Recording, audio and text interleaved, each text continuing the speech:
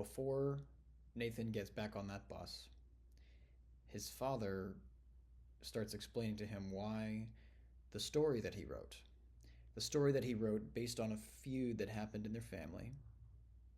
So, a work of fiction very much based on truth, very much based on a real drama that happened in their family and the role that Nathan's father played in it. Nathan's father's upset about this and explains this to Nathan. The speaker's a Jewish man.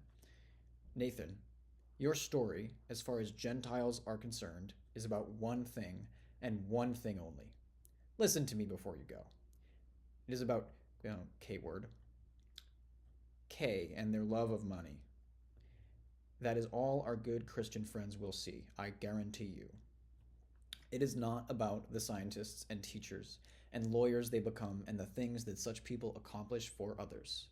It is not about the immigrants like Chaya who worked and saved and sacrificed to get a decent footing in America.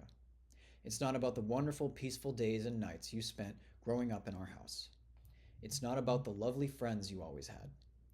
No, it's about Essie and her hammer, and Sidney and his chorus girls, and that shyster of Effie's and his filthy mouth, and as far as I can see, about what a jerk I was, begging them to reach a decent compromise before the whole family had to be dragged up in front of a goyish judge.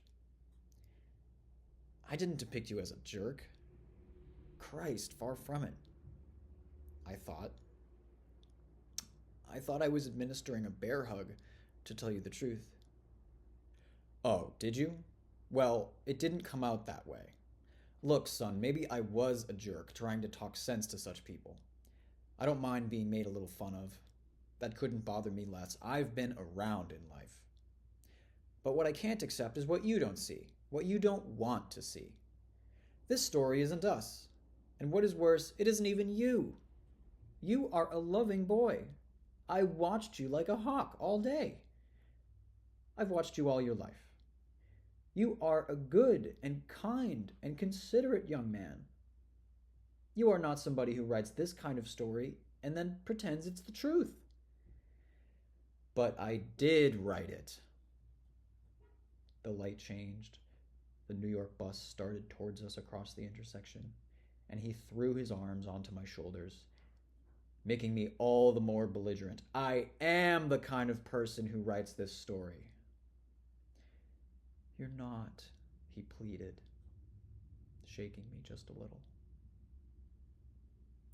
But I hopped onto the bus, and then behind me the pneumatic door, with its hard rubber edge, swung shut with what I took to be an overly appropriate thump, a symbol of the kind you leave out of fiction. It was a sound that suddenly brought me back, the prize fights at the Laurel Garden, where once a year my brother and I used to wager our pennies with one another, each of us alternately backing the white fighter or the colored fighter, while Doc Zuckerman waved hello to his few acquaintances in the sporting crowd. Among them, on one occasion, Meyer Ellenstein, the dentist who became the city's first Jewish mayor.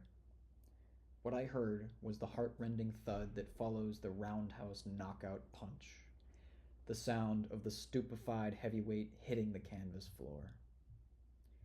And what I saw when I looked out to wave goodbye for the winter was my smallish, smartly dressed father, turned out for my visit in a new fingertip car coat that matched the coffee-toned slacks and the checkered peaked cap, and wearing, of course, the same silver-rimmed spectacles, the same trim little mustache that I had grabbed at from the crib.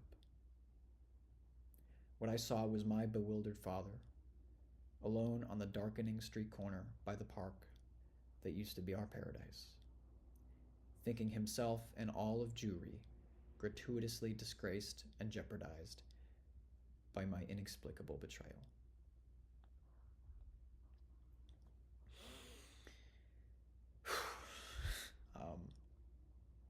It's heavy stuff.